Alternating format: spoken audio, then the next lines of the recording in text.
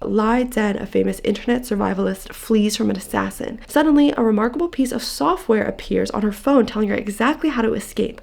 Who made it? What do they know about the future that Zhen doesn't? So it seems very sci-fi. Very intrigued. Wait, now I think I'm just doing a book haul. Also, I got through my workday today without absolutely coughing on my lungs, so that is a huge W. We are recovering slowly but surely. I got 2 books in the mail by Grand Central Publishing. This book I spoke about in my Ali Hazelwood vlog. I unboxed the ARC and I got the final copy in my hands, and she's beautiful. She is stunning. Oh my god. I am so excited to read this. I got a couple of my friends really interested in reading it as well. Feast While You Can by Michaela Clemens and Onjuli Dada. It's like a queer, I don't want to say folklore, but there's something about a small village and there are monsters kind of haunting the village. They feed on chaos, and our main character, Angelina's life is very much chaotic, especially when Jagvi comes to town, and Jagvi is a very handsome woman that Angelina is very drawn to, and the more that they are drawn upon each other, the more chaotic things get, so the monsters get stronger. But when they touch, the monsters recede from the town, or like something really crazy like that. Oh my god, this sounds so good. If you've read this already, please let me know. It just came out, so congratulations. And then a really beautiful cover as well, Mr. Ives Christmas by Oscar Huelos. I love his covers as well. Like this, it puts my brain at peace, you know what I mean? A tender, passionate story of a man working to rediscover what it means to love, forgive, and live after unspeakable tragedy.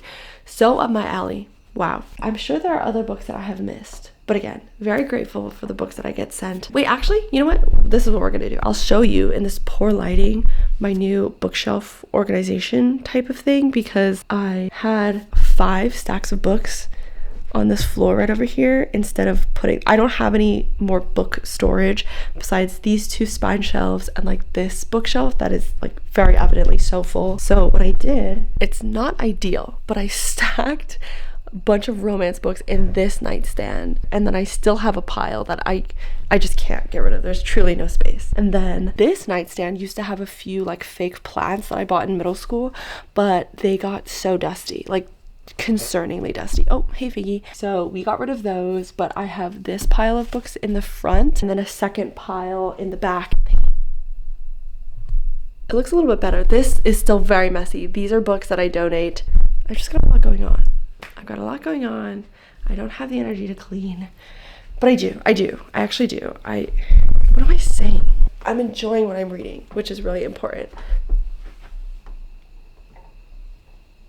It is so oddly chilly today, but I got my book outlet package, so I thought I would, share it with you. I'm really hoping these are in okay condition. Book Outlet was having like a nonfiction sale, and I've been wanting that hot dog book, and make sure I get my facts straight about the hot dog industry. This is my first Book Outlet order. Today I've spent all day on my statement of purpose. Firstly, Check and Mate by Ali Hazelwood. Oh, I guess I got the Walmart version. That's cool. This was like $6. It looks really good condition. Well, not perfect. I don't know what this stuff is on the side. And there's also like a rip right at the bottom, but that's okay. I was honestly expecting way more damage. I finally got Galeety by Madeline Miller. It's like so tiny, but I heard that this is very good. It was like super cheap, so I just thought I would pick this up because I've really liked Madeline Miller's works so far. Kennedy Ryan, How I Love You. Oh, I'm so excited. This is a brand new book. This is brand spanking new. There's like no markings or anything. I've heard this is a very emotionally disastrous book to read. I'm pretty sure there is a lot of trigger warnings that I need to look up, but I've heard really good things about it. The third cover of the other series with like This Could Be Us, is that what it's called? I can't even remember anymore, but that cover just came out and I'm so excited for it. Just another Kennedy Ryan to add to my collection. Literally a book that got me back into reading. The Friend Zone by Abby Jimenez. I wanted this book for so long. I will not call it good, but I will attribute it to how much I love reading right now. Like, I remember absolutely sobbing over this book because it's like one of the first contemporary romances or like books in general that I read after college, getting back into reading. This is a reason why I'm here today. So it's just very full circle. Finally have it. I've been looking for this everywhere. You don't find it in the stores. You don't find it anywhere. Maybe because it's not very popular, or maybe it's because people want to keep their copy. The reason why I made this purchase in the first place. Oh, it looks perfect. This was like $7. This is a literally brand new book. See, this is exactly what I'm talking about. I didn't get this when I read it on Kindle. I didn't know it looked like this. I had no idea it looked like this. Are you kidding me? That's perfect. This is a perfect cover. Oh my god. I'm so happy that I own this now. Oh my god. One of my favorite books I've read this year. Seriously. What a joy. I'm so glad I own that. And last but not least, it came on. What? Okay, well, whatever. But besides this, it is a perfect cover. Nothing wrong with it. Wow, I'm actually really surprised by Book Outlet. If you have been worried that it's a scam ordering from there, these all came in like very, very decent condition. This is a perfect new cover, as are these two. These two just have like minor cosmetic upsets. I'm overall really happy with them. I thought they were kind of come in much worse condition.